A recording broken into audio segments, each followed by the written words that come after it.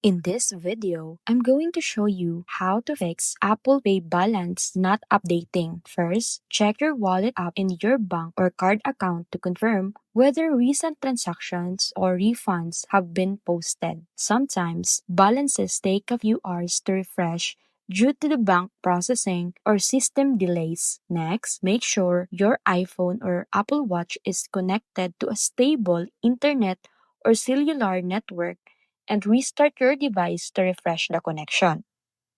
If your balance still isn't updating, remove and re-add the card to Apple Pay, which can often fix sync issues. Also, ensure your device is updated to the latest iOS or watchOS version, as outdated software can cause display errors in wallet.